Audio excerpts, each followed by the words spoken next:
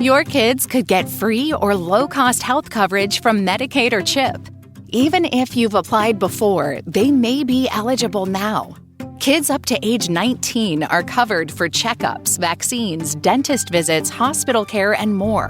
And if they already have Medicaid or CHIP, remember to renew every year. Visit insurekidsnow.gov or call 877-KIDS-NOW. Paid for by the U.S. Department of Health and Human Services. Bugs crashing your pack's party? Whether they've got paws or sneakers, your pack deserves a home that's protected from pests. That's where Wondercide comes in. Plant-powered protection made with steam-distilled natural essential oils that actually work. It kills and repels fleas, ticks, mosquitoes, and ants without questionable ingredients or overpowering smells. Safe to use around kids and pets when used as directed. Lab-proven to work fast. And proudly made in the USA. We offer sprays for pets, people, homes, and yards. Plus, spot-on treatments, collars, and even shampoos. Whatever your pack needs, we've got it covered. Founded by a pet parent looking for a better way to protect her dog Luna, Wondercide's now protected over 21 million lives and counting. You might have even seen us on Shark Tank. Go to Wondercide.com and use code WONDER20 for 20% off your first order. That's WONDER20 at Wondercide.com. Wondercide. Protect your pack with plant-powered Wondercide today.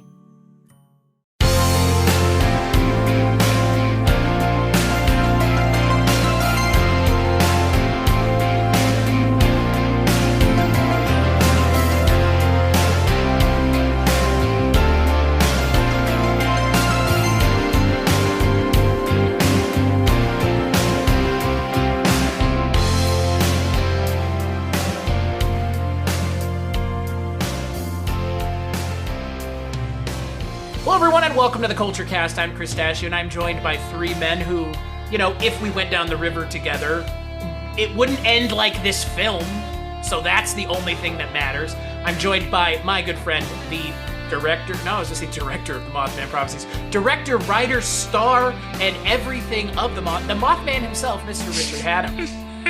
Howdy there, Chris. Howdy. I'm also joined by... I don't know why I said that. It has nothing to do with the movie. Nobody says howdy in the movie. No. You should have started squealing.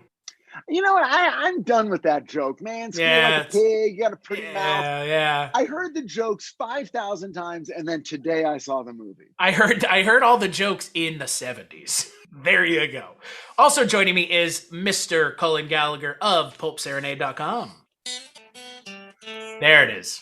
Okay, come on. That's multi-talented recording artist and film critic and noir historian, Cullen Gallagher. He's been waiting so long for that moment. I know. And it arrived, and I got to tell you, it paid off. You nailed it. Sweet. My job here is done. I can go to bed. Are you leaving the podcast? I played the bit. Now I'm out.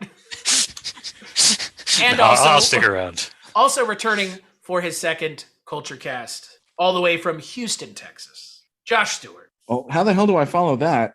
Well, I mean, you could try, but it's Cullen is a hard act to follow. Let's just put it that way. I mean, I was impressed. I almost forgot to speak.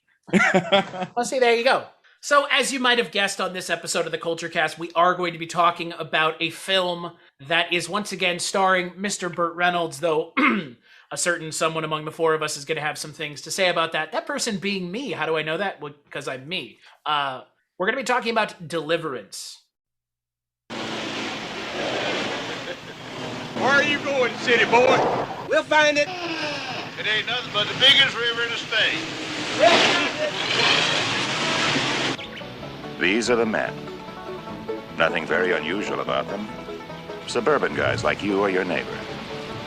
Nothing very unusual about them until they decided to spend one weekend canoeing down the Kulturecast River.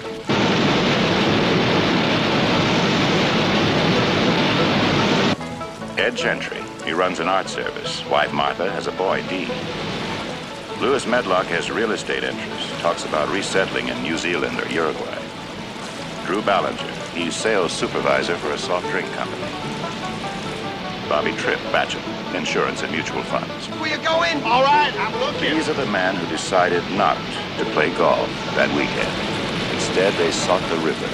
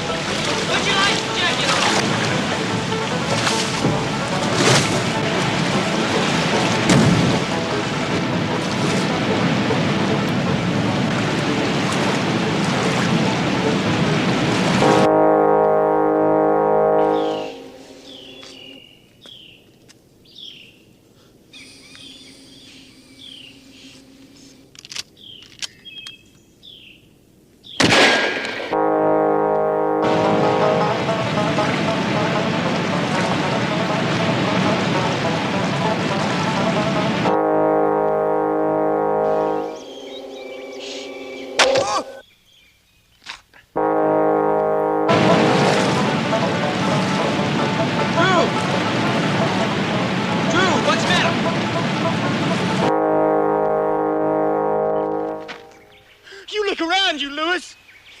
He could be out there anywhere watching us right now. We ain't gonna be so hard to follow dragging a corpse. Lewis, I'm gonna pull off to the side. There's something wrong. No, go on!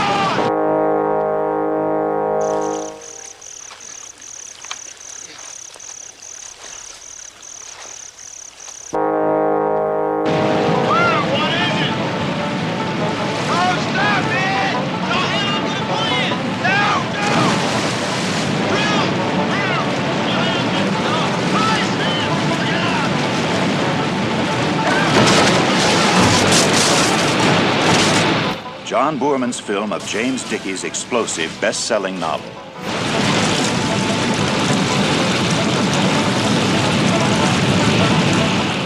A film that has more jokes made about it, like Richard mentioned, than a lot of other films.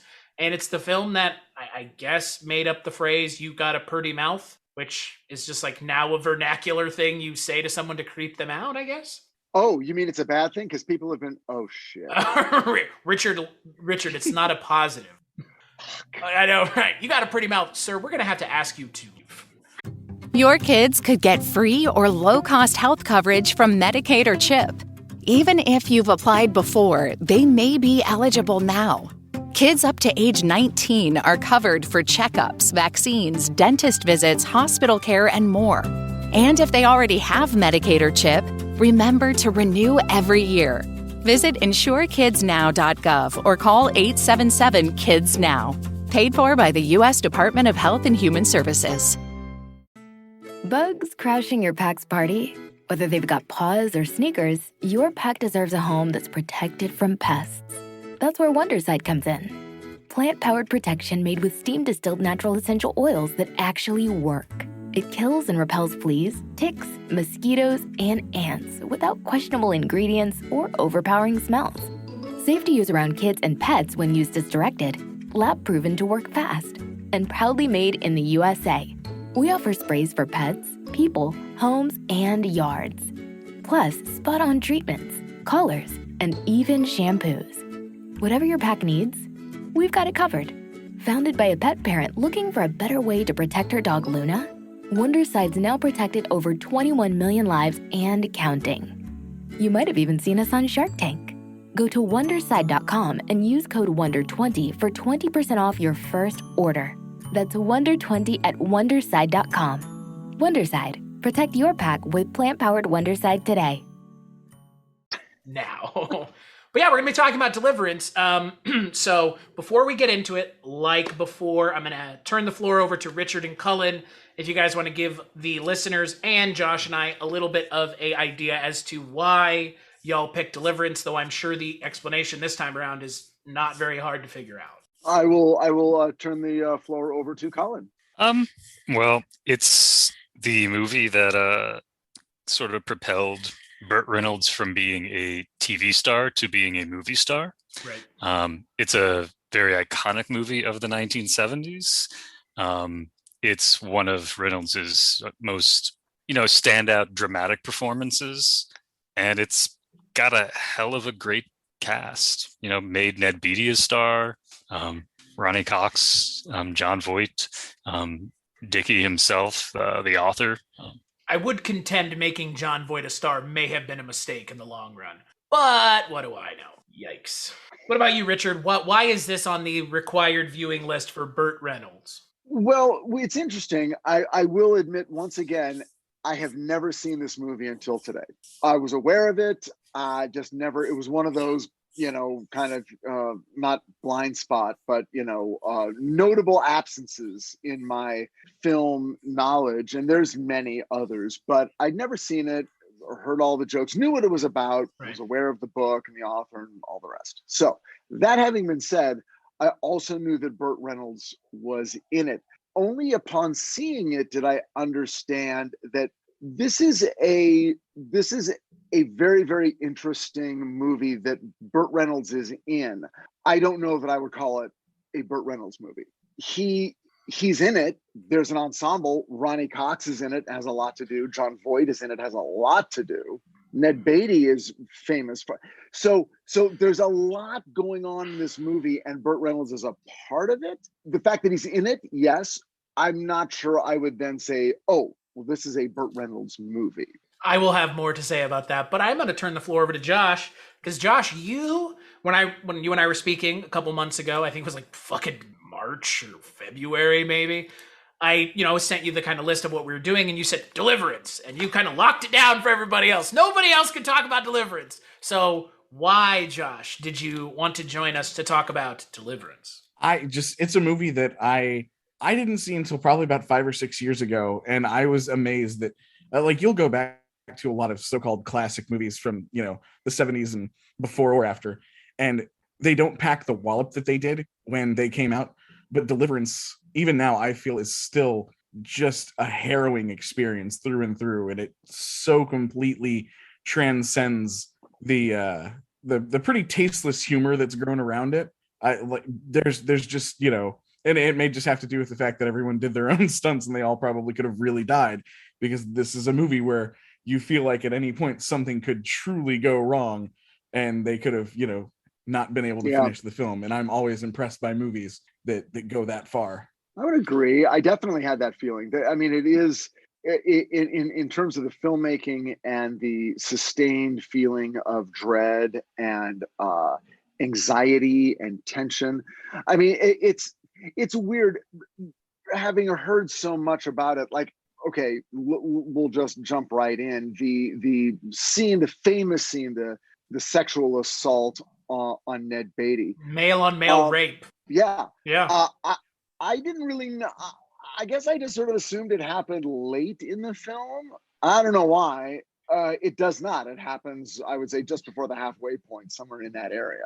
And then there's a lot of really harrowing stuff that happens after that, involving survival, murder, sort of, how you're going to square your actions with society and your God.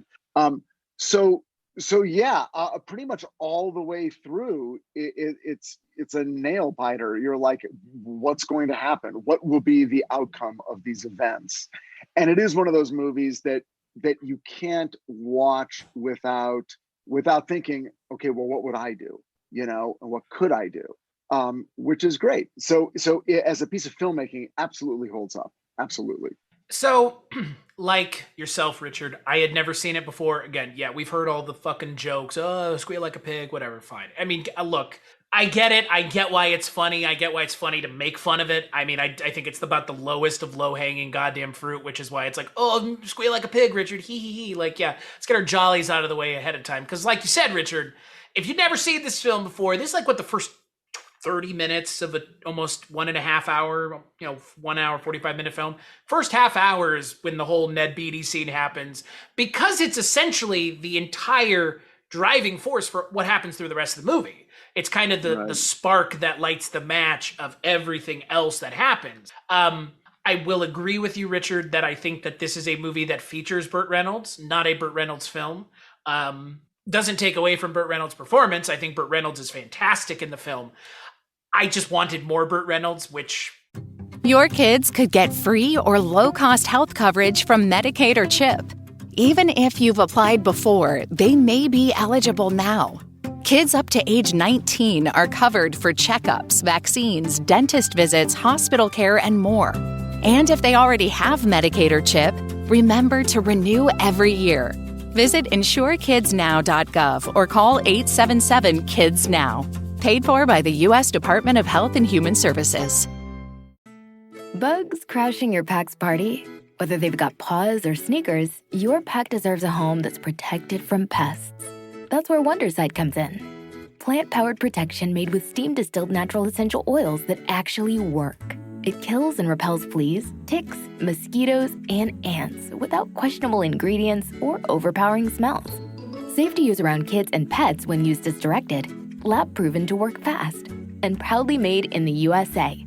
We offer sprays for pets, people, homes, and yards. Plus, spot-on treatments, collars, and even shampoos. Whatever your pack needs, we've got it covered. Founded by a pet parent looking for a better way to protect her dog Luna, Wonderside's now protected over 21 million lives and counting. You might have even seen us on Shark Tank. Go to Wonderside.com and use code WONDER20 for 20% off your first order. That's WONDER20 at Wonderside.com. Wonderside. Protect your pack with plant-powered Wonderside today. I mean, again, maybe that's not a bad thing. I mean, you could make the case that, wanting more at the end is better than having too much. But that being said, I walked away from Deliverance feeling the same way I felt when I walked away from The Revenant, the DiCaprio, Tom Hardy film. I was technically impressed by everything that they had put on screen. I think it's a technically impressive film. Like you mentioned, Josh, you have actors doing stunts and just doing things in general. I mean, Jon Voight actually climbed that cliff face, which is like a fucking nightmare, I would think. That's crazy. Like what? That's what, crazy. John Boorman, I mean, hey, kudos to you for just saying, go fucking do it. But I think it's a technically impressive film. I just feel like it falls apart towards the second half. It just kind of starts to not go in circles, but it's like, where does this end up? And when it gets to the end, it's like, okay, yeah, they all came to the same conclusion and said, we're not going to tell anybody. The end. But that's not the end.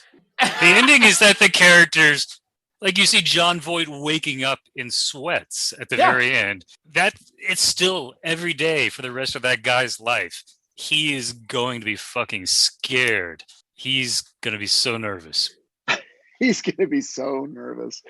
So, but okay. So my question is, I got a couple. You and me both. Do you want to? I had a funny story I was going to say, because Chris, you didn't ask me when I first saw this movie. Sure. When did you first see this film? I remember exactly when I first saw it. I was 9 years old. We had just moved from Georgia to Maine. My mom and I had gone grocery shopping, and we had just left McDonald's, and the radio announcer made a reference to Deliverance, and she asked me, have I seen Deliverance? And I said no. So she turned around and went to the video store. Wait, she went to the video store. For some reason I pictured you going to a theater. Of course not. You're not. Yeah, no, so then she turned around and rented Deliverance for me. And what Cullen didn't mention, Richard, is his mom drove a DeLorean, turned around, went 88, and they went to the movie theater. That's the part that Cullen's leaving out. I wish. Oh no, it was 72. For a second I was thinking it was 75, and I'm like, oh, I was 9 in 75, but no, I was not. Wow. So your mom thought at 9 years old, Deliverance is the movie you should see. Yeah. And what do you think? That's pretty cool. I loved it. I thought it was great. Okay. So now I have not read the book. I have not read what I am sure are stacks and stacks of essays and critical analyses of the movie. The sort of the big plot of the movie, the sort of background against which the movie is set, is that this valley is going to be flooded to build a dam to provide energy for Greater Atlanta. Right. Okay.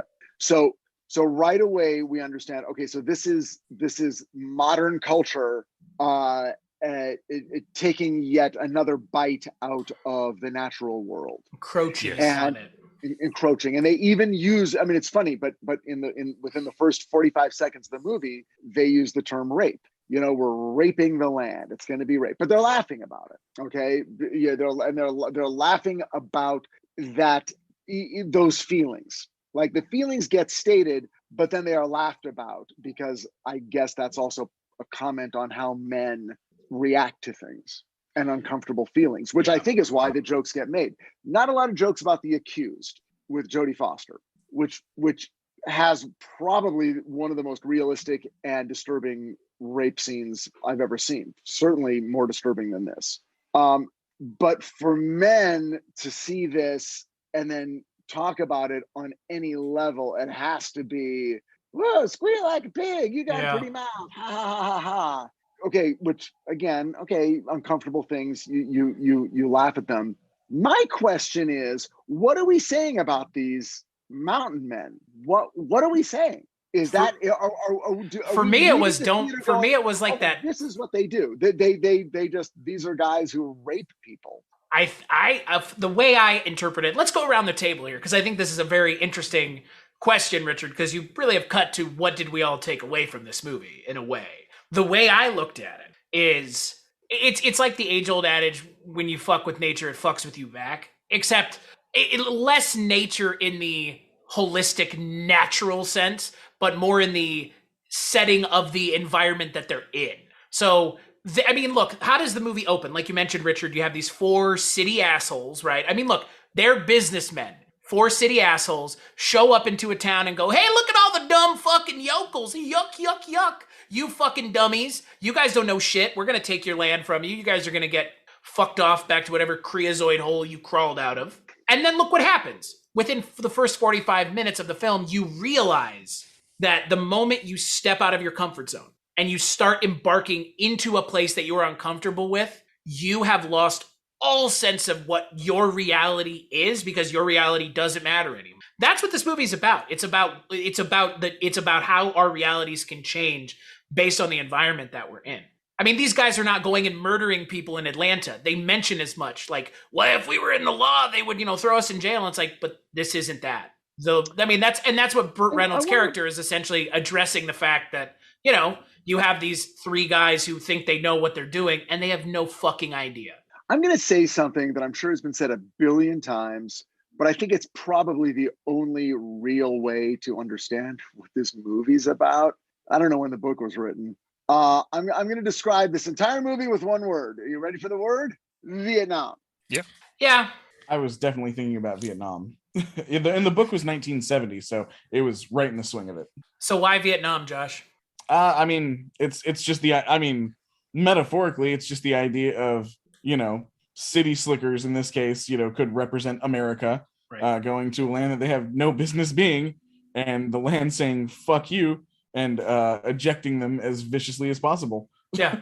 Which is why, Richard, which is why I was saying, Richard, it's not environment as in nature, but more like the actual setting of where this is taking place, Vietnam or the backwoods of Georgia. Right. And the metaphor is powerful, yet at the same time, but and look at what Cullen said at the end. I mean, at the end, it's basically, it ends on a note of PTSD. Right. I went out, I had an experience. I can't really talk about it. We can never talk about it. We can never talk about what really happened there. No one would ever understand it, but it's going to haunt me the rest of my life. Yeah.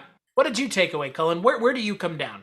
I mean, there's a lot to unpack in this movie. I don't even know where to start. I mean, since we're talking about Burt Reynolds, I'll kind of start with his character. What I think is interesting is he sort of is philosophizing about manliness and masculinity and man versus nature.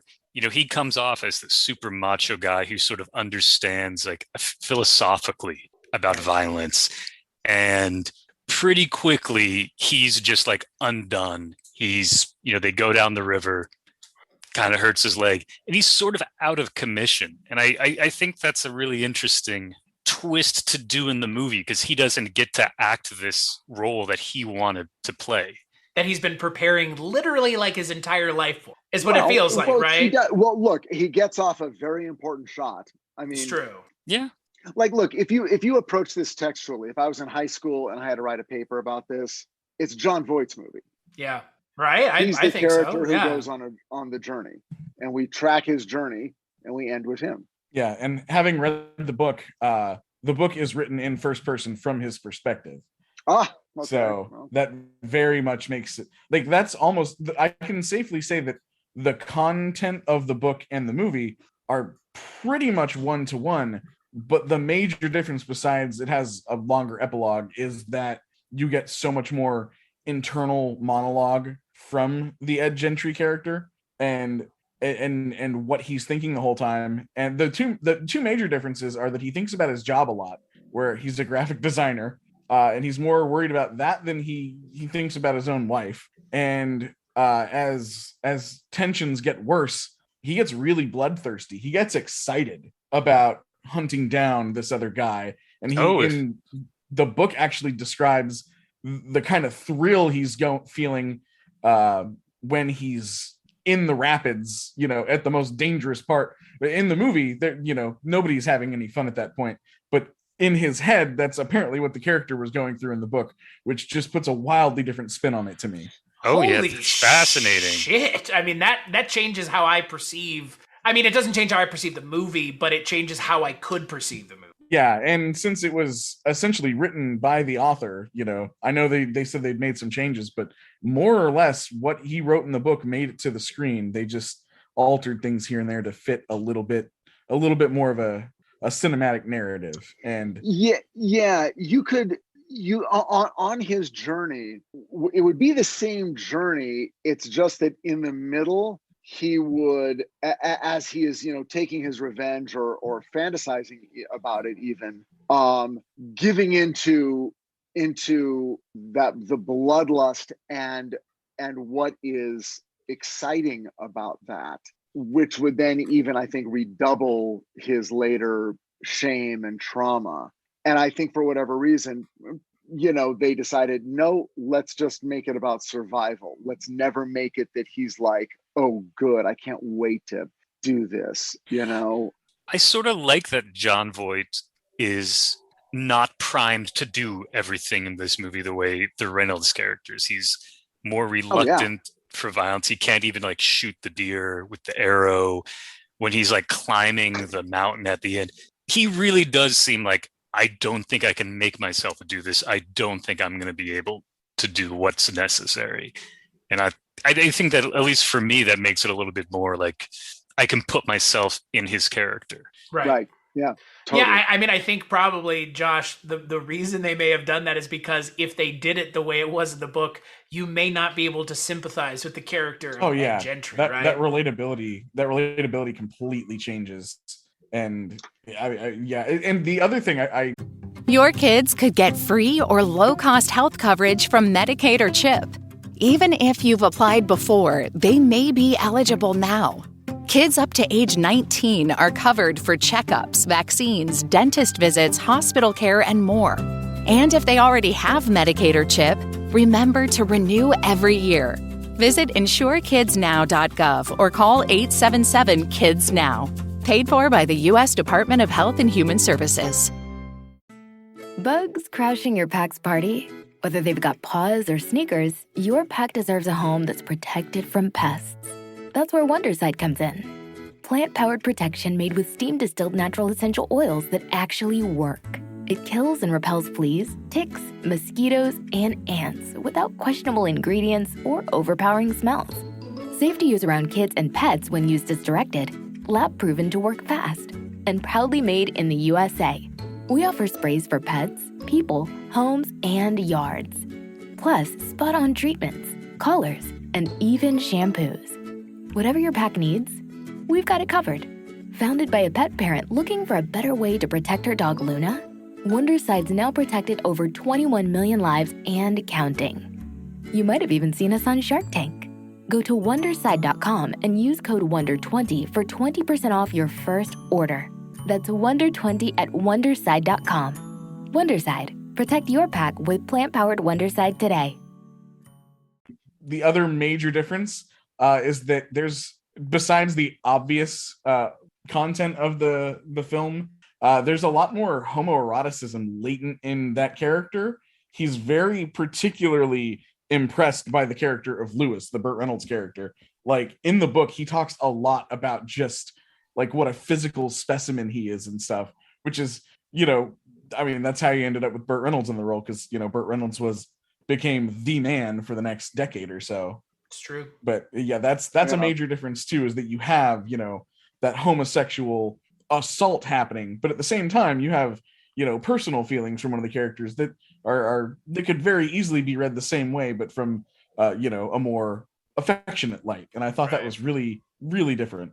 It's interesting that they left that out. I mean, I know they left it out because they probably left both of those parts out, because I'm assuming, was that all interior dialogue? Oh, completely. Yeah. And the major bulk of the third quarter of the book is just like him thinking and stalking that one guy. So it would not have worked at all if they hadn't just trimmed it to the basic hunt in the movie.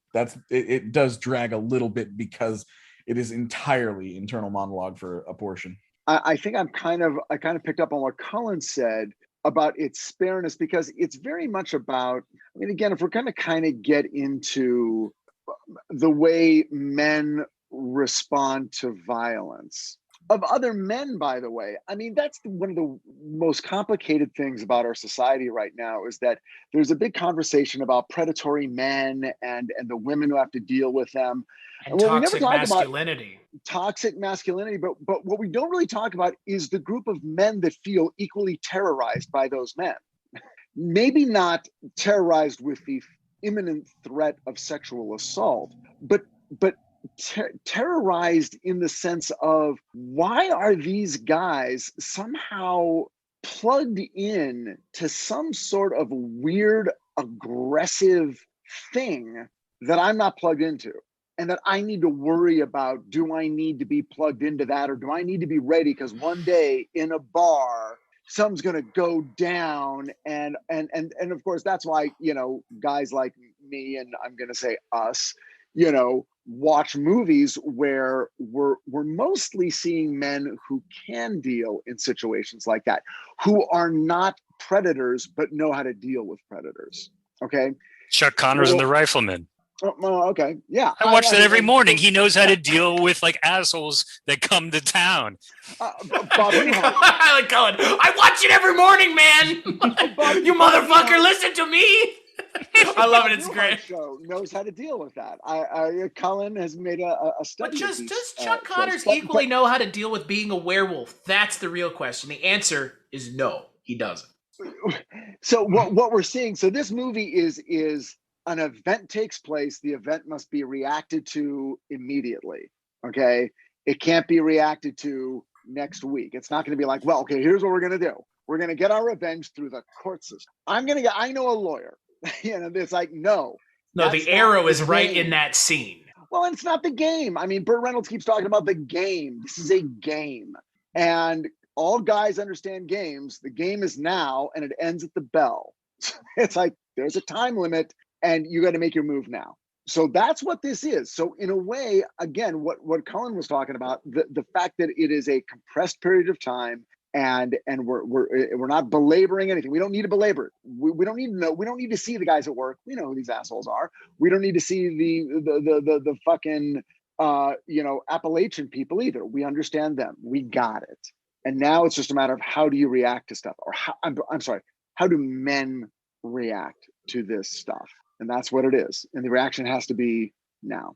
Yeah, and you have the one real man in the group of Burt Reynolds' character, and the other three clearly looking up to him and trying to figure out how to do things the way he would do them. And I think the interesting thing is that, I mean, I was thinking as well that the whole thing really comes down to the idea of masculinity, even before the story starts, because you begin to wonder what set them down this path, what made them think that it was their manly duty, that they had to go, break free from their boring city lives, so that they could go traverse a horrifically dangerous piece of the environment before it was gone. They had no need to do it, other than the fact that they felt required to by some internal urge. You're totally right. And the other thing that what you're saying reminds me of is at the end of the movie, I think it's Jon Voight who says, they're talking about Ronny Cox's character, I didn't even know him. Yeah. So you start to think like, these guys actually aren't even that close, at least in the movie. You don't realize until the end that's like, they might not even know each other that well. They might just be like casual acquaintances. Even though Ed says that he knew Drew the best. He's like, I knew him more than everybody else. And then at the end, he's like, but I didn't really know him. Like, no, it was the Ned Beatty character that said he didn't know him that well. Oh, you're right. Yeah. Because he knew Drew's family and everything. In the book, you even get a scene, like an extended segment of him going to Drew's wife at the end and her just getting pissed off.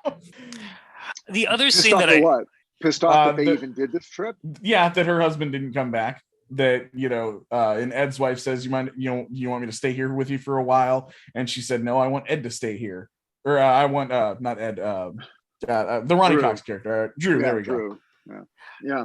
The other side I wanted to bring up in relation to this talk about masculinity and trying to do the manly thing, what I think is really interesting is after Burt Reynolds has shot the guy with the arrow and they're deciding what to do, they decide to bury the body. And it's almost when you see them like with their hands in the dirt, they seem really frightened. It doesn't seem like we're going to do a manly thing and stand up and we can take them. It's just like they're scared as shit. They seem like feral animals. Yeah, and then they don't even go that deep, and they just put the bark, and there's just like a lot of like fear and shame and uncertainty. So like I don't know, I think that's interesting because it's coming after this moment of making a masculine decision, and then they're just kind of doing the exact opposite. I like what you were bringing up, Josh. You know, this sort of these rituals of manhood that men invent for themselves. I mean, it was very clearly not, this was by choice. This is, we're going to go in, we're going to do this thing, and then we're going to be home by Sunday afternoon to watch cheerleaders jumping around on the football field. You know, we're just going to dip in and dip back out because this is how guys do things. But we're entitled and blah, blah, blah, blah, blah, because guys do that. And this was also, I think this was more part of the male ethos even in the previous century. This is why authors thought they all had to be Ernest Hemingway for most of the 1900s, because it's like, well, you're not allowed to write a novel until you've been in a war and worked on a ship and survived in the wild and fought a bull. Now you're allowed to write a novel. And drink your weight in alcohol every day. Drink your weight in alcohol. Well, you know what the modern day version of Deliverance is? The modern day movie that is about males going off and then doing unspeakable things. The Hangover. Hey, Richard, my dude. Whoa. The Hangover is the modern man's Deliverance. Yeah, pretty much. And that makes me want to rewatch the movie. You should. At the end, they show the pictures of the horrible things that happen. I mean, it has to be comedic also, because the joke is the male bonding ritual of this era is not going camping. It's going to Vegas for the weekend. Yeah. I mean, Bo Burnham said it best. When I was 30 years old, I was making birdhouse with my mom. When my grandfather was 30 years old, he was fighting in Vietnam. So, you know, I mean, you know what I mean? Like that. I mean, it's that same thing where it's like, we have had a tonal shift in our culture where now generations are growing up that don't have to worry about going to war. I mean, unless they choose to. It's not a draft, lottery, shit like that, like it was during the Vietnam era. So it is kind of an interesting delineation if you think about it. Because yeah, I mean, I guess there are still guys who would go do this. I mean, oh yeah. Oof. I grew up in Maine. I was about to say, you probably know some of them. Yeah, no, I didn't often get asked to go on camping trips. I think my friends growing up just knew even though I lived in Maine, I was not a country boy. This is why I moved to New York when I was 18. I like subways. So what are the values of these male rituals? What is the value of these male rituals? Are they necessary? And what is this movie saying about them? Is it saying no, they're important, they're good, or is it saying, well, I'm like, what is it? What are we left with? Well, the thing I find most interesting about it is that once everyone feels like they have to take action, the biggest part of the job is dishonesty. It's lying. It's, let's bury the body. Let's never tell anyone about this. Let's never tell our wives. Let's just bury it deep down inside the way men are supposed to do and just be miserable until we fucking die. That right there, I think, Josh, you have unlocked the movie with that statement of push it down, be miserable until you die. Because as a 31-year-old adult growing up when I did, which I have the benefit of previous generations like yours, Richard, paving the path for us to be a more emotionally progressive society, I reject toxic masculinity whole cloth. Because again, I don't understand the point of it. It bums me out to think that there are men, and I know that there are because I'm friends with some of them, that are unable to express themselves emotionally. And that is because of the previous generations beating it into or out of them, however you want to look at it. So what is a healthy transition experience in the life of a man that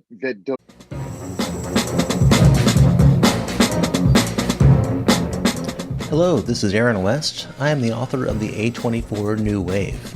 In this book, I look at A24's output and I make the argument that we are in a new wave movement right now. A24 plays a major role. This book has a supplemental podcast where each episode is a brief conversation about an A24 related topic, whether an actor, director, or even a genre. As I continue research for the book and conduct interviews, I expect to record podcast episodes with people involved with the company. You can find the podcast at cinejourneys.com or wherever you find podcasts, and we are proud to be members of the Someone's Favorite Productions podcast network. Have you ever wanted to dive deeper into the horror movies you love? Beyond the Blood is a horror podcast for fans who want more than just surface-level screams. We do deep dives into the movies that shaped us, digging into director commentaries, behind-the-scenes stories, deleted scenes, and the special features that most people skip. Each episode is a love letter to the genre. We break down how these films were made, the creative risks that paid off or didn't, and the lasting impact they've had on the genre as a whole. From 70s slashers to modern nightmares, we celebrate the craft, chaos, and characters that keep us coming back. If you're the kind of fan who rewatches movies with the commentary on, or you simply grew up in the video store horror aisle, the Beyond the Blood podcast was made for you. New episodes every single week. Subscribe, and let's dig deep. Welcome to the Beyond the Blood podcast. Delivers him into a different kind of man, still a man, but not a toxic one. What society has it? What are those rituals? What was yours, Richard? Should be in the place. I didn't have one. I go to therapy. Well, there it is. We talk about, but there it is. Well, but it's not ideal. I should have gone through it. But how do you go through? I'll give you an example. Let me. Okay, you guys. Josh, do you have kids? No. Okay, I'm the only one with kids. Let me tell you something about an experience with my kids. So I'm in Pasadena, California, and kids go to a private school. And my 25-year-old on his first day of school, I go with him to drop him off, and they're playing Foursquare. Okay, he's a kindergartner, and there's a second grader who literally is like a foot taller than him and outweighs him by 80 pounds. It felt like. And they're playing Foursquare, and this big kid slams the ball down and points at my son and says, "You're out." And my son goes, "No, the ball was in. It's actually you. You're out." And I'm like, "You idiot!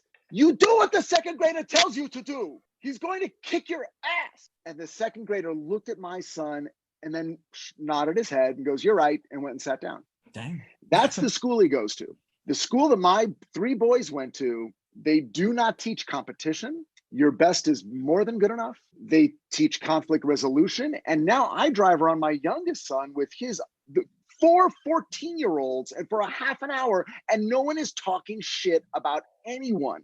No one is capping on anyone. No one is ragging on anyone. They're laughing. They're having the time of their lives. These are close friends, and there is zero shit talk.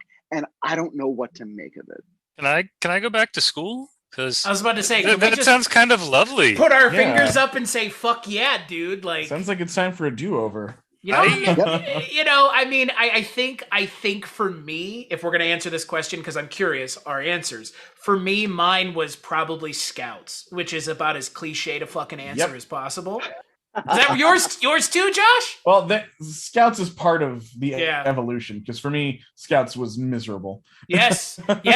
Not only was Scouts miserable, I was bullied incessantly in Scouts and unable to quit because my parents wouldn't let me.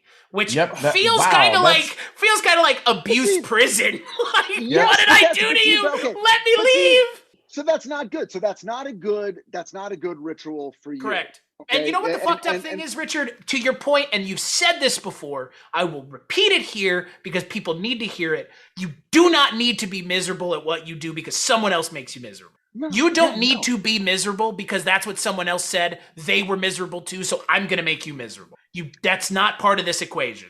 Men, I think men want to feel a sense of self-possession and a sense of strength and a sense of being capable. I think scouting can provide that for some, but is there is there another way to get that? I mean, I don't want to, sit here pounding on a drum around a campfire, but being a man is difficult. I know that being a woman is difficult, but I can't speak to that. So I'll just speak to being a man. It's difficult to know the safe, healthy way to go through those steps without going to war, fighting a bull, being on a tramp steamer, joining being on a frat tramp steamer does it. sound like fun, though. I mean, you want to be on a tramp steamer? I don't know who doesn't. But you're right. I like to think it has nothing to do with, you've got to learn how to be a dick to women. It's like, no, I don't think that's it. I think we were pretty clear on that. So what is it? Is it running a marathon? Is it, what is it? What do we do? Because I'm 54 and I haven't done it yet.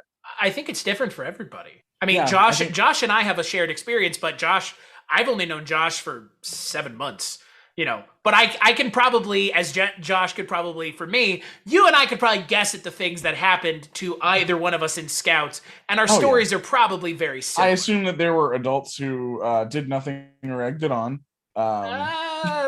I think it was it was the first, not the latter. It was the adults standing around and not. It was certainly a lot more of them letting things happen, but when it's their kids, it feels like they're a little responsible for it too. Yes, and it was often their kids. Yes, always their kids in my case, and they get away with everything. And I think that speaks to what you were talking about, Richard, which is accountability on the part of the people who are older and should know better. Allowing and helping others to get to that point, which is why I mentioned, Richard, the thank you for your generation being socially progressive. Because without it, we'd be stuck with the baby boomers who are miserable and like everyone else being miserable because they are miserable. I just thought of it. I thought of the show. I thought of a current show that is a meditation on this and provides two paths. The show is called Cobra Kai. I've been meaning to see that. It's so great. It's fantastic. And it basically says, here are two adult men. They both grew up with two very different mentors. We saw them as kids. We saw that moment. And now we're seeing the path they took. And it's not like one is absolutely fantastic and the other is absolutely terrible, because that would not make an interesting show. There's gray areas. But you've got Miyagi-Do and Cobra Kai, and it's like, who raised these guys? And what influence did they have? And how does that influence reverberate throughout their lives? The show's wildly entertaining, gripping, hilarious, well worth watching. Maybe that provides a partial answer. I mean, I think a lot of this, and this is something, I think this is an important conversation, which comes out of Deliverance. And I think Deliverance is a very interesting segue into this. I think that that we are at the very lowest point, or maybe a couple miles up the peak of this discussion about toxic masculinity, because this, I mean, as the four of us can attest to, this wasn't a conversation 15 years ago. This is a very contemporary social. I mean, toxic masculinity is not a phrase that was uttered any time before probably 2010. At least not in a mainstream way. At least not in a way that we all know what it means now. I think that we are echoes of our previous generations in many ways, good and bad. I think previous generations have a huge hand in shaping who we are positively and negatively. I'm sure we could all talk about our positive and negative traits we've gotten from people in our lives, be it parents or people that influenced us. But I think to your point, Richard, and I think to everyone's point, I think what or how you come to emotional maturity, because that's essentially what we're talking about here, is emotional maturity in a way. I think we all come to it differently, but I think we all come to it through the same avenue, which is finding a space or a gap in something that we were being told before that we saw was not the case, and it just kind of breaks everything. I mean, this fucking idea, and I'm sure we've all heard it, I've never cried. I've never seen my dad cry. Like, yo, I cried this afternoon, straight up. I'm not even joking. My wife and I were sitting on the couch, and Cullen will appreciate this. She showed me a video of our cat, Figaro, from August of last year when we got him.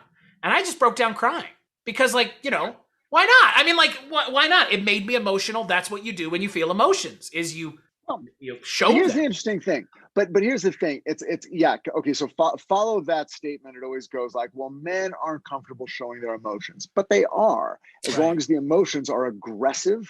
Like there are all these guys who I never cried. They're showing a lot of emotion. So this is you know what I mean? They're not being, positive. You know, they're violent. not. Yeah. Well, this is what when you're screaming at your wife or the guy at the other end of the bar, that's a fucking emotion you're showing. This is one of the things I find really fascinating about like mid-century like country music is there's a lot of fucking guys crying. Yeah. And I think, I shouldn't even say mid-century. I would just say like early 20th century through like, 60s and 70s. I think what's interesting is that there's this sort of persona of like the country man. And then when he gets behind a guitar and starts singing, Ernest Tubb's always singing about like children that have died. He has he didn't write it, but I can't remember who wrote it, but it's called What Kind of a God Do You Think You Are? And it's a guy just confronting God for like, why did you take my child away from me? And so many other George Jones songs are him just kind of crying, being like, oh man, I'm a piece of shit. I'm terrible. Like, I don't like drinking. I don't know. There's just bone dry is him like thinking like, oh man, can I even make it through a day without alcohol? And so, but I don't know. I think it's an interesting sort of alternate side to masculinity because it's country music is seen as it's the manly man's music. And it got so homogenized into being about God and guns and trucks. And it didn't used to be. No. There's a way to that's a way to access those emotions, and the blues were a way to access a kind of emotion. Robert Johnson, man. But think of what is, it's like the emotions that are, men shouldn't cry, but a woman crying, you don't blink. Men can be but women aren't supposed to cry, Richard. No, I'm talking like if you're like a crying woman, like you're annoying to men and you shouldn't do it. That therein is also the problem, because now you can't have it. Men can't cry and women can't cry around men because men are annoyed by crying women. Well, Richard, I see your point, and that's what I find interesting about it. That's what interests me about music, because that became a place where men could show those emotions and talk about those things. Right. And if like in real life, if a man, displays, rage and try, violence because of a conflict of some sort, it's shrugged off in a way. But if women do it, that's like, what the fuck? Why is that woman, so like, it's like our society in general will accept certain displays of certain emotions from one sex and certain displays of certain emotions from the other, but not the other way around. But it's not because of the lack of those feelings. It's pathetic that our society has devalued women's emotions so much. Hello, my name is Kevin Tudor, and I'm one of the 3 hosts of Almost Major, a film podcast dissecting many major indie studios and the films they release. Every week, myself, Charlie Nash, and Bryden Doyle discuss overlooked, forgotten, or bona fide classic indie films via studio-specific miniseries. We've previously covered numerous films from Artisan Entertainment, Lionsgate Films, and New Line Cinema. Titles including The Blair Witch Project, American Psycho, Dogville, But I'm a Cheerleader, Saw, Requiem for a Dream, and Ringmaster, the Jerry Springer film. Anyways, we have a fun time every week, and we hope you will join us. Subscribe to Almost Major wherever you get your podcasts. Now proudly a part of the Someone's Favorite Productions podcast network. And to what you're talking about, Richard, they've devalued women's emotions so much that the term histrionics, histrionics, a term no one should be using, by the way. If you hear someone use histrionics, tell them to knock that shit right the fuck off. Because that term has no need to be used in our society, because women and men should be able to show their emotions safely, and as long as they're not hurting themselves or others, there's no issue with people getting upset. People are allowed to be upset. But yeah, to your point, Richard, like women are allowed to show certain emotions, but don't get into your histrionics now, or you'll have to get a hysterectomy. Yeah, exactly. I was thinking about this today, about how our culture really has just become this empatheticless fucking ball of just angry people constantly being angry at one another for a reason that I don't think anybody can pinpoint as to why they're angry. They're just angry. Yeah. Yeah. And that's because people haven't been able to be emotionally honest since forever, I guess. You either process or act on that feeling by continuing the cycle, by projecting outward and saying, I feel helpless, therefore I am going to blame and persecute these people and these people and these people and these people, or you approach it a different way and go, well, wait a second, rather than me, who feels at the bottom of society, turning to the other person who is also being treated poorly by the society, identifying them as the enemy and attacking them. Maybe there's another way to solve this problem that solves it for everyone.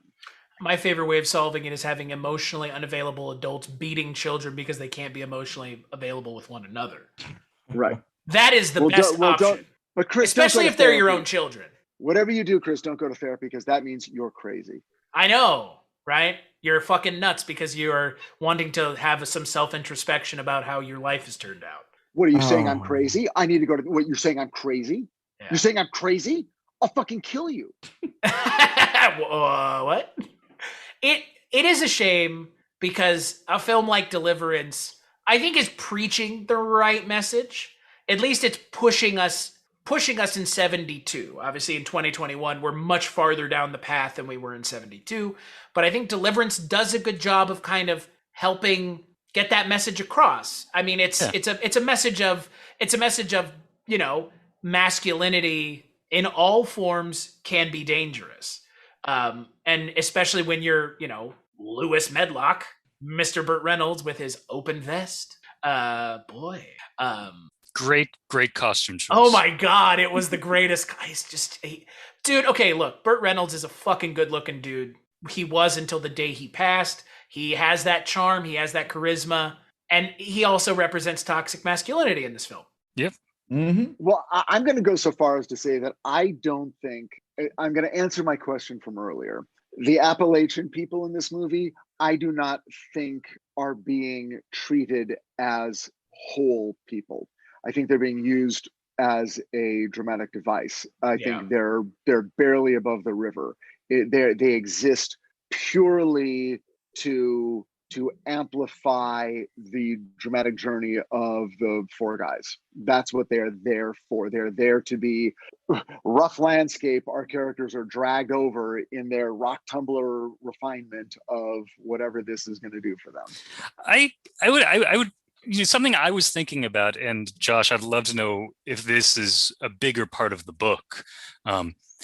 The dinner table scene at the end, I think, is a really interesting contrast to the sorts of characters that we met earlier. Granted, there are also women at the table and not men. Yeah, and I think there's a big difference. Because you see everybody at the table eating together. There's they're accepting these outsiders to their table. That's a pretty big gesture. Breaking bread with them. Yeah. And so I wonder if that was sort of an attempt to sort of show that yes, there's the wilderness. The wilderness is people untethered. It's these raw emotions. It's it's kind of negative. And then, even though that town is about to be obliterated into a dam, look, not everybody is like that. There is still warmth. There's family value. So I wonder if the poor ones. The poor ones are the bad ones. These guys who live indoors and have a dining room table and a tablecloth and china, they're okay. So they're not all terrible. Just the toothless, malformed tar paper shack ones. Those are the bad ones. Tar paper shack. That's a good one. Yeah, it was funny mentioning the book really didn't go much further than that with the dinner stuff in particular. That section of the book dealt a lot more with just the paranoia of getting caught and having to there was a lot more discussion between the guys about getting their story straight and what lies they needed to tell. That was very much what that whole section of the book was. The major difference though is, the movie ends on just such a glum, depressing note, but the book had a moment, it goes on past that where, it has sort of a message of, past generations. The last line is literally about wondering what the generation of kids coming might experience. But like the Ned Beatty character, he pretty much never talks to the guys again. And Lewis and Ed, they end up, moving away, but kind of being neighbors in the same basic area and staying friends. So there's a little bit more of a camaraderie between those two. But it doesn't quite feel as hopeless as the movie lets on. And I can't help but feel like what a deliberate choice that was, because, and going to the idea of what the rednecks represent, they, in kind of the research I did, from what I understand, the whole idea was more or less that they were just almost representatives of nature, recognizing that these guys were not supposed to be here and making them regret it. They were just a force. They were not really supposed to be any kind of human being. They're like a Wendigo. I think it was like Yes. the Matrimonito. Machi-Mantou, you mean? The Manitou. Yeah, the Manitou. You know what's funny though, and it's interesting. There is kind of a throwaway. It's not a throwaway line so much as I know why it's being used in the film, but I kind of wonder if it's let this asshole go by. So at the end of the film, Deputy Queen is the one whose brother-in-law is missing. Yeah. Who's one of the guys who were part of the assault, right? And that's the author playing the sheriff, isn't the it? very end, right? Yeah. Where he comes up to Jon Voight in the car. And He's like, you guys need to get on out of here. Yeah. I find it interesting, though, because when he says that, it immediately humanizes someone who, like you mentioned, Josh, is a completely dehumanized character. Because this guy has family all of a sudden. This mountain man rapist who kills people, who was actively trying to kill Jon Voight about 20 minutes earlier.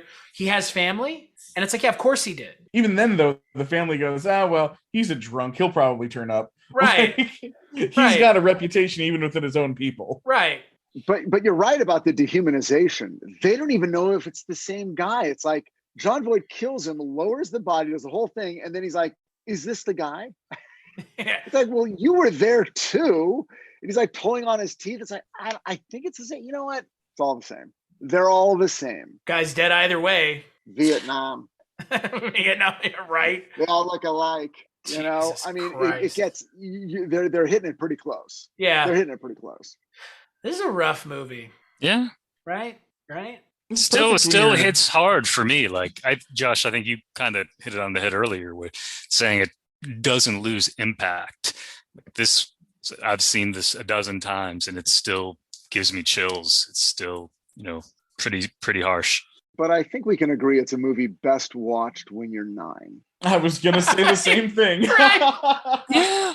I think I grew up okay. Yeah. Hey, Cullen, a cautionary tale.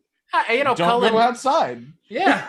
Cullen, I saw Predator when I was like 7 or 8, so I'm right there with you, man. And how many times have you been to South America? I rest my case. Yeah, how many times have I shook Carl Weathers' hand in a very forceful grasp? Never. You son of a bitch. Dylan. Yeah, and look, and here we are once again on another podcast bringing up a Arnold Schwarzenegger film. Have you done a Schwarzenegger month? Have you thought about doing one? Long ago. Which means I gotta go to the archives. Picking. It's ripe for the picking. We'll just watch End of Days over and over again and then Jingle All the Way.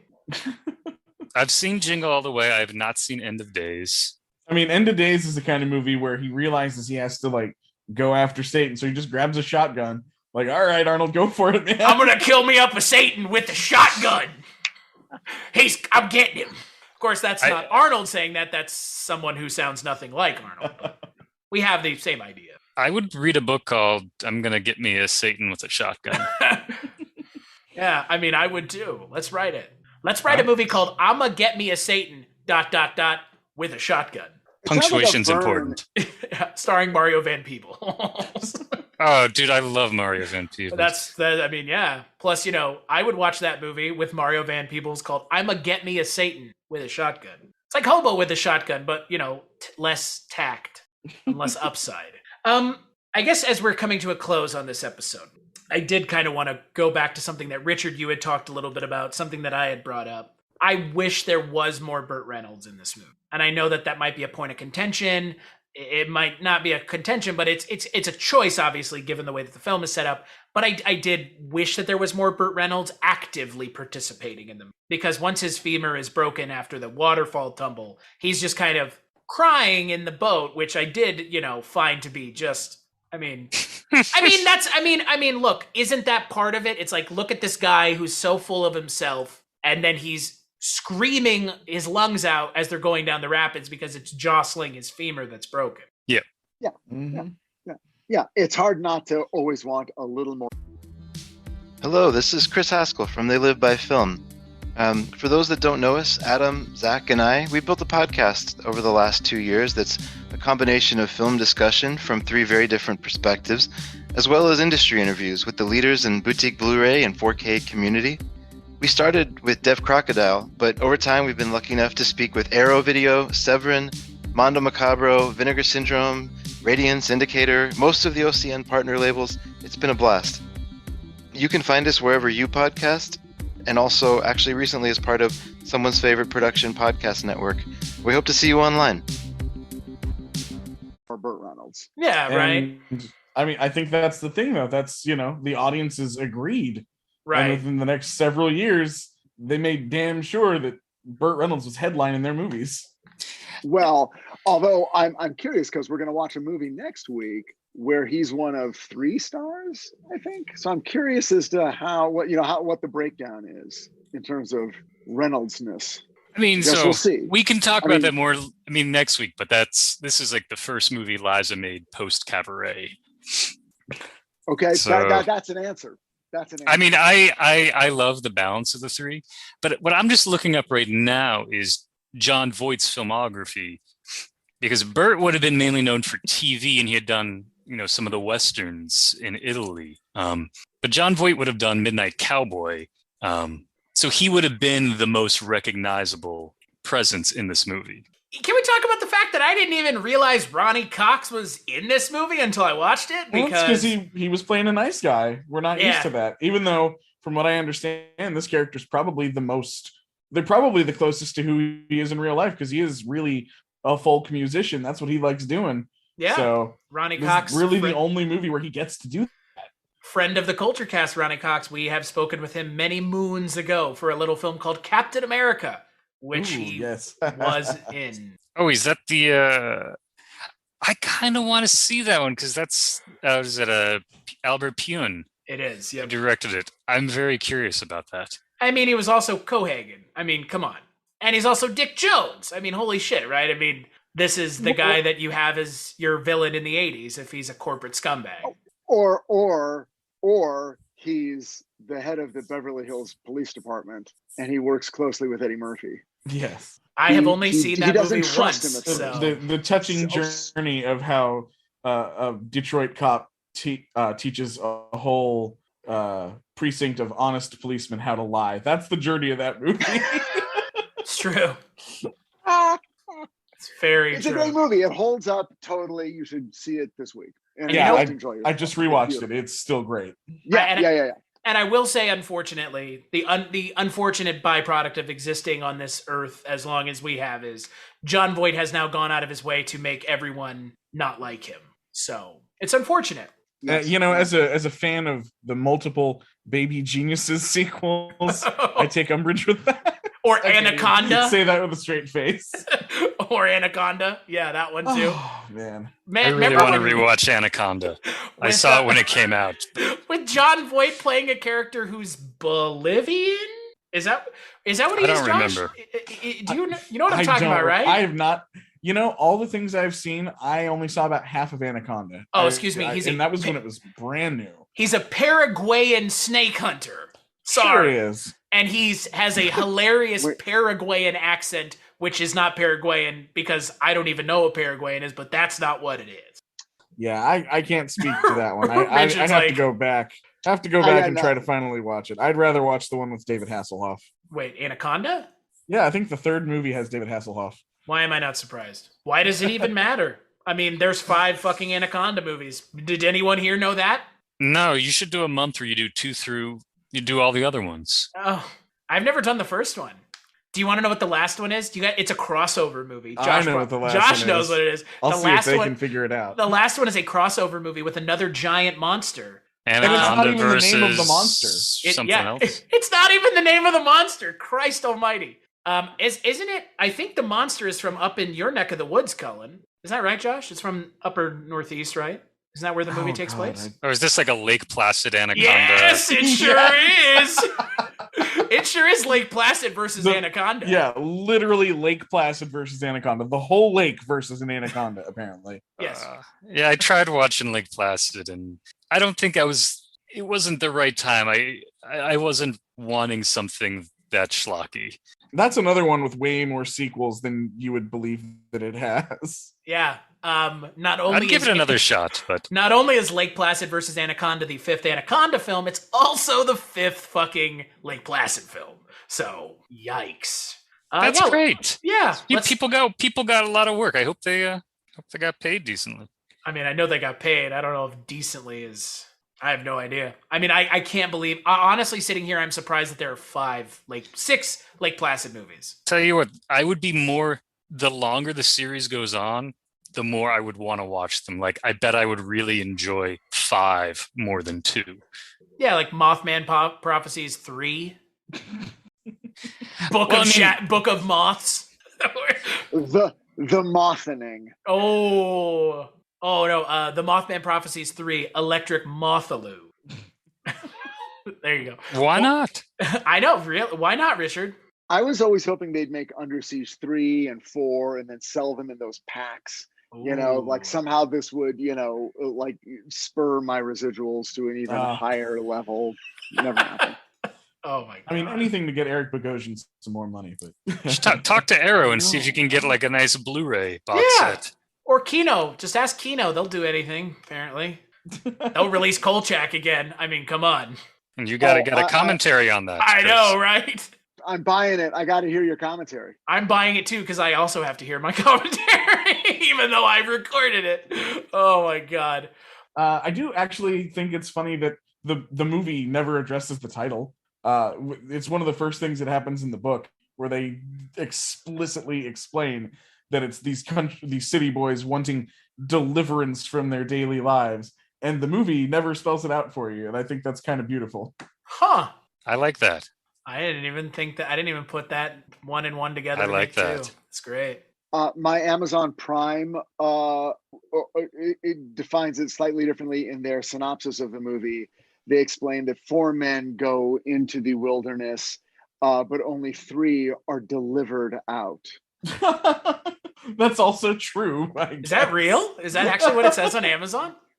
That's what it says. Amazon Prime, when I ordered the movie, that was their that was in their description of what the movie is. Their little 2-sentence. And then at the end it said, 3 men are delivered out, and if you live in one of these locations, it's same-day shipping. That's how they were delivered.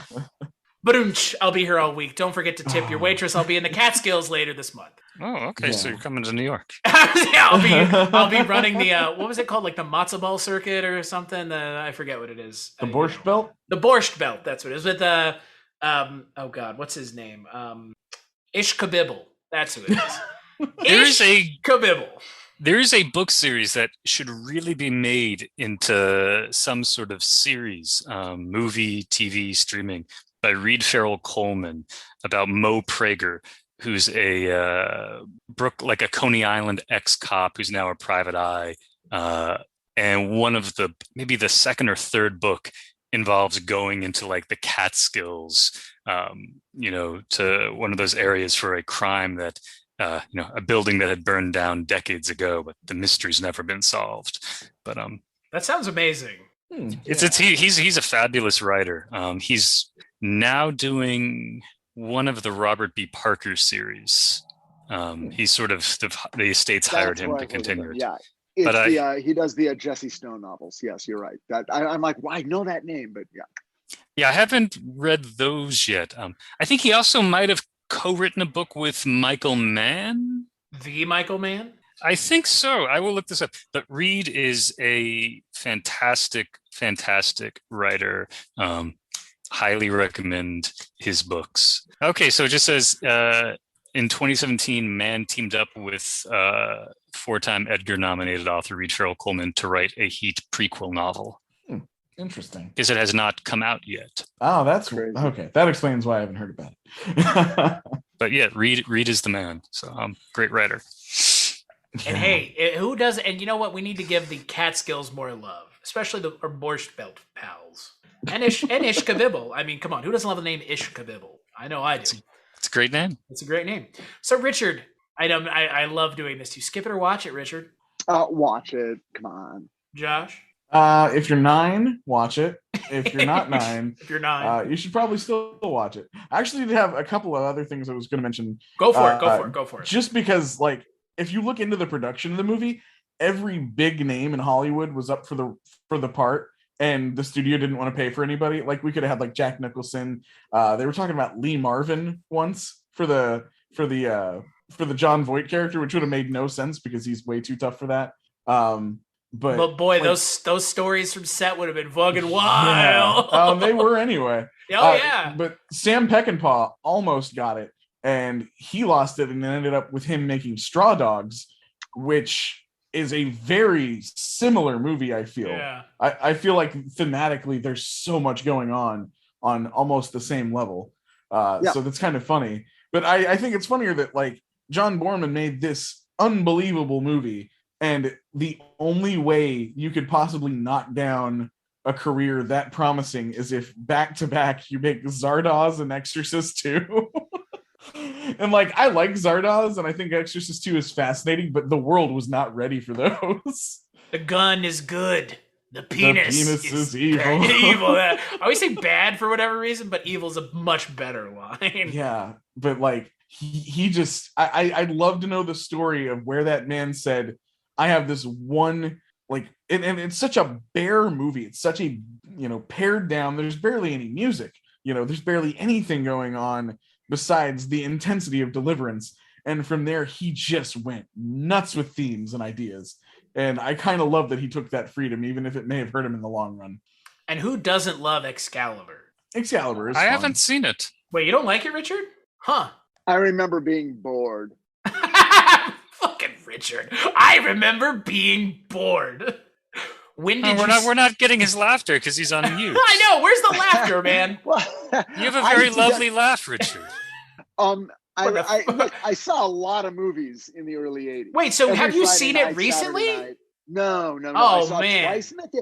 Look, because every idiot I was friends with was like, oh, King Arthur. Oh, and I'm like, yeah, whatever. Who gives a rat's ass?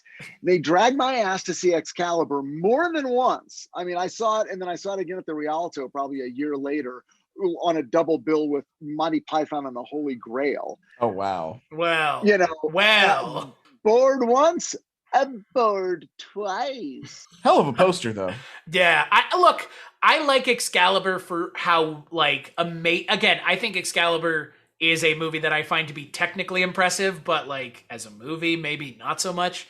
But, like, handcrafted armor and all that, it's just, like, all that shit. And, like, shot on location and that's impressive. Yeah, I know. And it's easier to appreciate now with the way things are done currently. Right. Looking back, like, it makes it more special than it probably felt at the Get time. out of here, Richard, with your making noises about practical effects. Come on, man. I'm gonna watch Excalibur. You should. It is a fun movie. It may not be a good movie, but it's a fun one. I was at the Met yesterday and looking at all the knight's armor, and I was just like, fuck, I want to watch some movies with this stuff in it because it just looks rad. You should watch Excalibur, and then you should go on YouTube and watch Adam Savage, one half of the dudes from Mythbusters. He goes to the guy who made the armor for the film, and he has him make a screen-accurate version of the armor that King Arthur wears, and you get to see the entire process, and it's so fucking cool that I'm plugging it here because I watched it a bunch of times, some high, some not. It's entertaining either way, and it's just, again, if you're into like figuring out how armor is made, or if that's something that's interesting to you, like, definitely check it out. It's cool. I mean, making armor it's mind blowing to me. How you like shrink the metal essentially. Look at Richard. He's just like, can I get the fuck out of here, please? Sounds like too much work. I know. Well, who cares? I have a pen and paper. You have a hammer and a fucking anvil, you dick. Yeah, Daddy's empty. Daddy's empty, baby. Same. All right, so oh my God, Richard, why don't you just bring a bottle with you next time so you can fill your shit back up, man? I mean, Cullen has a can, I get it, but Richard, I normally have like 3 cans. Yeah, you could make cocktails in a pitcher, Richard, and just pour them into your glass. That's believe me, that's down the road for me, I'm sure. I'll make you some cocktails and I'll send them to you. How's that? I try to like delay, like I have my first one, have the second one a little later. If suddenly I'm having 2 before 6 o'clock, then what do I do at 9? Drink some more. A man has got to know his limitations. Dirty Harry, 1971. Second time that's been quoted in a week. I was gonna say, Richard, if you start pouring cocktails, can you please put the mic up so we can get the audio of the? The audio of first the ice from the ice maker crashing into the metal cocktail shaker, then the booze going in, then the shaking, which my family loves. That's their favorite thing, I bet. Daddy's alcohol alarm. Oh, they love it. They got to pause the show they're watching as I shake for a full 15 seconds, as bartenders union requires, and then pour into the glass and then empty the ice loudly into the bar sink. Everyone loves the soundtrack to Daddy's Drink. And then 30 minutes later, hey, can we order this? Oh, yeah, totally. Just put it on my Amazon account. There you go. They get it. They know what's up. But if you guys, I'll do it for you guys. For you guys who will appreciate it, I'll do it. Oh, there it is. Of course I will. Yeah. We love you, Richard. We do. Thank God. You guys understand. Okay. I think you need this more often, maybe. We'll say it every time. Josh is silent, but he hasn't known. Well, I mean, I don't know you well enough, but however, this is a fantastic first experience. So, yeah. So, Josh, things continue further. I can drop the L word down the line. Josh and I we're getting there. You're vibing, there. Bro. You're vibing. I'm having feelings. Josh is too. We'll get there. So Josh, would you skip it or watch it? No, I think it's a pretty important movie. Yeah, I would definitely watch it, even with the rough stuff in it. I think this is one of those cases where society has given you enough of a heads up to know what to expect. Yeah, not only a heads up, but also a head start in a way. Because I mean, like, I guess realistically, it's I'm gonna add Cullen. I'll say my piece at the end. Cullen, skip it or watch it. Oh, hard watch. It's a great movie. It's iconic. Holds up extremely well. Yeah, I agree. I would say watch it, and I will also say one other piece, because we need to circle back to this jokey shit. I think we as a culture have done this film a massive disservice by making it, just making it about ha ha ha, guy gets butt fucked. Like, that's not funny, and it's not played for laughs in the movie. But our culture has turned it into a you got a pretty mouth, squeal like a piggy, yada yada yada. And like, I get it. I made the joke to Richard at the beginning of the podcast, but that's also because we're talking about the fucking movie right now. And let's just get it out of the way so that no one else makes it for the rest of the goddamn podcast.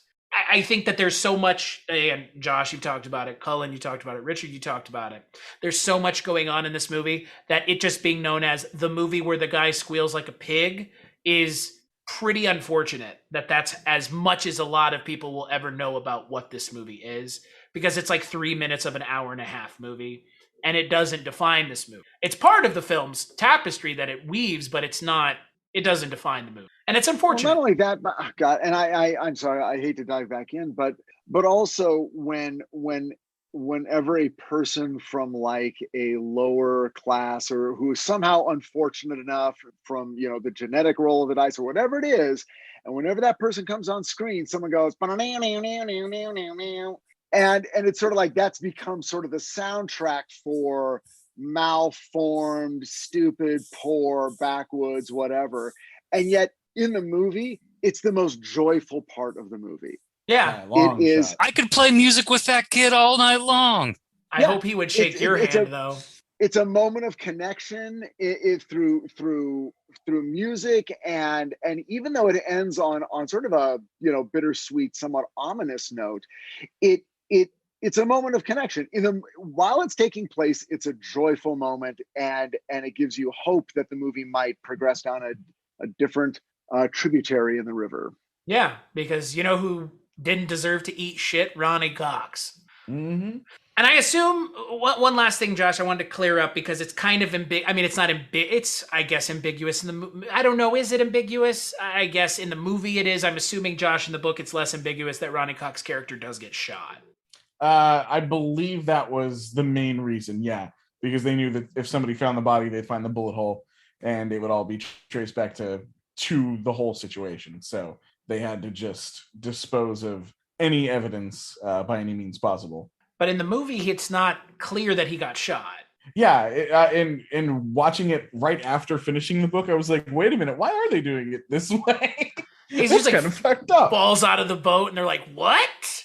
And I love that, like, and the man is like actually double jointed, so he just he really bent his arm over like that to get all contorted, just to make it look even worse. Oof. Hey, I mean, the real MVP of this movie is Bill McKinney, who is in the most unfucking comfortable position a human being should be in for God knows how long, with that thing on his face. I was sitting there, I was like, how is this guy sitting there for this long? Holy shit. Like, yeah. Good for you, dude. That is some method acting. Like, God knows how long he sat there with his face wedged in that tree branch, just as Burt Reynolds is just pontificating, and he's just like, can we get this scene over with? Because I'm in pain. Like, this is not good. Oh, boy. Well, let's take a break. We'll play a preview for the last Kulturecast of Burt Reynolds Month. This is the year 20th Century Fox is bringing back Prohibition. Oh, whoopee! Gene Hackman, Liza Minnelli, and Burt Reynolds as Kibby, Walker, and Claire. Well, ain't we all the aces? A spunky dame. Watch it, Buster! A snazzy dude. And you're dancing with the slickest guy in the joint. And a tough customer. You just step a little closer to the microphone. I didn't get what you were saying. Who had some high times running rum aboard the Lucky Lady. These men offered your captain a bribe. You know what to do. You'll shoot them both on my command. You can't get away with that. I wouldn't make him mad. Fire, damn it! You missed it, Totterhead! Adios, Muslim! Adios! They didn't exactly hit it off at the start. Who's here, Date? What do you think of that? Maybe it'll keep the woodpeckers off. Hi, you missed it, I say! But pretty soon, everything was Jake. Would you rather sleep down here tonight? You and him down there fooling around. She was getting lonely. She never gets lonely because she's got me. I'm a sucker for a pretty face. The rum was running. Boy, is he going to be peeved when he finds out we took the booze, huh? It's prime stuff. And the dough was flowing. I just want to spend as much time being rich as I did being poor. Hollywood trash. They were on their way to Easy Street. We look very high-toned. Can't tell us from the real people. They had some close shaves. They're moving off fast. Well, that don't mean they're coming after us. Go for the gas drum on the deck. What? The gas drum on the deck! And a few bad scrapes. I think we're losing them. Every man for himself! Ladies first! But through it all, they had each other. Holy cow, and wow, she has a back. Tired to see where you've been. Let's have a splash. Pour out the cash. Gloriousky, hallelujah, Lordy Lucy, leaping lizards. Are you both all right? No, we're not all right. Gene Hackman, Liza Minnelli, and Burt Reynolds in Stanley Donen's Lucky Lady.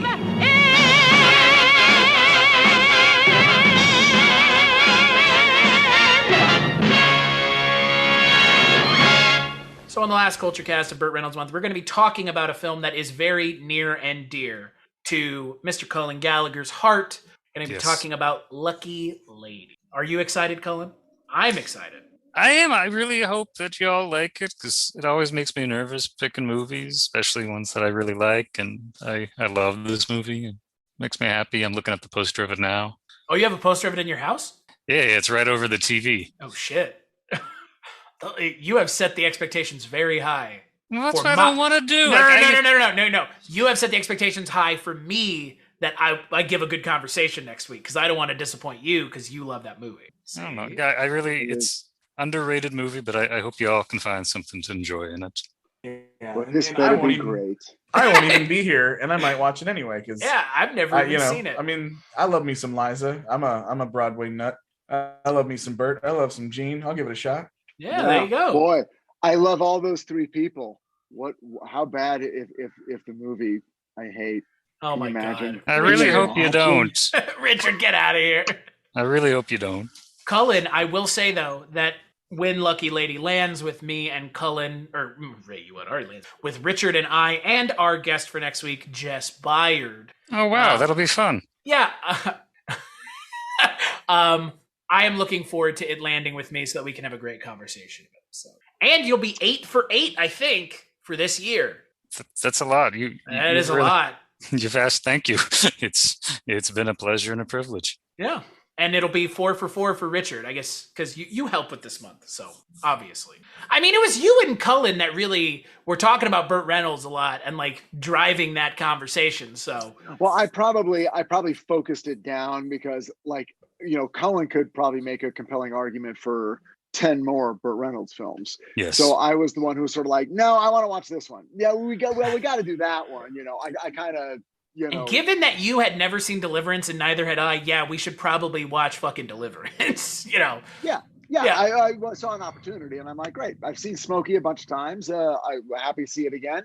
Never seen Sharky, never seen Deliverance, never seen Lucky Lady. Time to fill in some Burt Reynolds blanks. Yeah, there you go.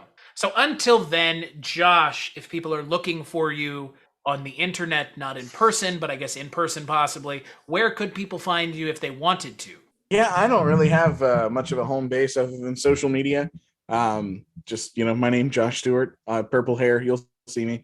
I'm all over. Most of my recognizable work lately is on Letterboxd, which I use as much as a personal diary related to the movies I watch, as much as I do, actually reviewing the movies. And I think that's just under my name. Yeah, it's just under my name, Josh Stewart. I also have Twitter under Bracky Wacky. That's BRAKYWAKI, but I don't use it a whole lot. But I could be. It changes whenever I'm on these shows. Then I have to share the stuff around, and maybe I'll get active again. It's time. I don't blame you for not wanting to be on Twitter, though, given that it's essentially a trash can constantly on fire. So, I mean, I found some pretty good back roads on there, but interaction is a lot less necessary than it used to be. Yeah, boy, isn't that the truth? What about you, Mr. Gallagher? Where can people find you if they were to look? Currently, I'm on Josh's Letterboxd and Facebook accounts, friending him. Wow. You are a very, very, very lovely fellow. It's a pleasure chatting with you and meeting you. Mike Absolutely, White, man. Bringing people together through the magic of podcasting. That's what he does. You know how many times Mike gets like fucking call outs on this podcast? All the time. You know why? Because Mike's fucking cool, guys. He's the man. He is the man. Yes, Yeah, Richard. Yes, Richard. So as I said last week, I am still behind on my work. So even though I do have a blog, pulp-serenade.com, have not been there in a while. I'm trying to finish up some albums so then I can actually plug where they would be online, but they're not finished. So yeah, I got work I got to do. I'm a lazy bum. Well, one is you're being paid for, and one is your passion. What the fuck? What do you mean? What am I being paid for? Oh, that's fair. Wait, the check not get there? No, I haven't got a check in a very long time for anything. Cullen, are you watching Richard performing like pretty easy sleight of hand? Do that shit again, because even I can't. I can't do that shit, Richard. Come on. Whoa! You sell it really well, Richard. That's great. Yeah. That's See, really look at good, that. man. That is I can't do that. Do you know any other tricks? It's still it in my worked hand. for my children when they were young. So Do you know any other tricks, for me. Richard? Later, guys. Can't do it all today. Oh, okay. on the audio only podcast, I'll save some of my magic tricks for the next one. So for anyone that couldn't see that, which is everyone else other than us, Richard took a chopstick and shoved it up his nose and managed to pull it out of his mouth. And let's not kid ourselves. For Richard Hatem, a chapstick is on point, on brand. One might even say. Chapstick brand chapstick, brought to you by Richard Hatem. Speaking about Richard Hatem. By the way, does Chapstick send me chapstick? Fuck no. Did they send you chapstick after the movie? No one has sent me a goddamn thing. We got to start talking about our favorite scotch on every podcast if we expect to get anything. No one has ever sent me any. Other TV writers are like, oh, on our, hey, we're the, Agents of S.H.I.E.L.D. writers room, and we're always tweeting about our favorite vodka that we drink in the writers room. They just sent us a case. A case? Okay. Holy fuck. Let's aim low. Let's make this the official podcast of MD 2020. I was going to say, let's make this the official podcast of Kid Cuisine, the best frozen meals. Whatever we think we can get for free. Exactly. Whatever you want free of, we'll talk about how it's what sustains us through those late nights of podcasting. I am going we're to all obsessed with it. I'm going to make a point now to reach out to Kid Cuisine and be like, you guys looking to sponsor podcasts? Because we're huge fans of that corn that you guys have in those trays. I mean, when it mixes with the brownie, it's just, c'est magnifique, if you know what I mean. Ooh, and then you get the warm pudding. And that brownie that gets all stuck to the tray. Dude, you're speaking and those fucking nuggets that are shaped like dinosaurs and shit. Man. Oh, I like dinosaurs. Wait, the nuggets or the animals? I mean, the animal, but I like things shaped like dinosaurs. Who the hell don't? I mean, that's why you can buy those bags at Costco for like 50-pound dinosaur nugget bags. I like chicken shaped like dinosaurs. I like actual dinosaurs inhabiting their actual shape. I love it. But do you like chickens that look like dinosaurs? Yeah, which are just chickens. Chicken nugget dinosaurs. Crichton, they are dinosaurs.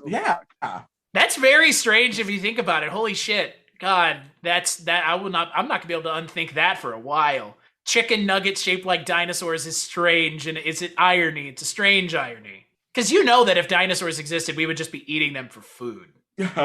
Right? Like imagine the hunting them for sport would be unbelievably terrifying. And my hope would be that if they were being hunted for sport, the kind of people who hunt animals for sport now would have a lot less of a success rate if they went out to hunt those animals. I don't think the T-Rexes or the Raptors would take any of their bullshit. No, Bob went hunting out at Jurassic Park and he didn't come back. Good. Yeah. I'm sorry, Chris. Where can you find me? Well, let me tell you. You can find me on Twitter at Richard Hatem. By the way, I never give out my Twitter handle, but you can find me at Richard Hatem. And if anyone is listening to this, if anyone can hear me, like a message in a bottle, I want you to follow me on Twitter. And then I want you to tell me you're following me because you heard me on this show. We'll toss that out there. See what happens. Well, I'm going to be first in line because I'm now there. Whoa, you can't. Yeah, like you had to put a little bit of terms and conditions on that one, Richard. Well, that's one. Hey, that's one. Yeah, that's fair. That's fair. And you can also find me on HBO Max's Titans. I'm a writer, executive producer. And season 3 starts on August 12th with our first 3 episodes. We drop them all in one night and then 1 episode every week after that. Catch up on seasons 1 and 2 on HBO Max or on TBS. And as for me, you can find me on the internet at cstachiw.com. That is my link tree that sends you to a podcast that Richard and I do together where we talk about, I would say holiday specials by Rankin and Bass, but that is definitely not the case because we just talked about Lord of the fucking Rings. And that has nothing to do with Christmas unless you consider it a man with a long white beard. cstachiw.com is where you can find me. As for this podcast, Kulturecast.com, Kulturecast on Twitter, Patreon.com/Kulturecast is where you can go. If you want to give me $1, cool. If not, dude, I get it. Shit's fucked. I get it. Shit's fucked, guys. What do you want me to say? I mean, that's the perfect, closer to Deliverance. Shit's fucked, guys. Shit's fucked, guys. But yeah, so that's where you can find me. That's where you can find the podcast. That's where you can find these lovely folks. And as always, big thanks to y'all for joining me. And we'll catch Anytime. you. Yeah, and see, Josh, this is fun, right? This is so much fun. I know. Yeah. It was way more fun than launching my car into the fucking into a ditch the other week. Aww. Well, to be fair, glad you're okay. What is less fun than that? I mean, almost nothing. Jesus Christ. He brings a whole new term. I'm glad that fun is coming back into my life. That's what I'm saying. Right. And make sure to catch us on the next episode.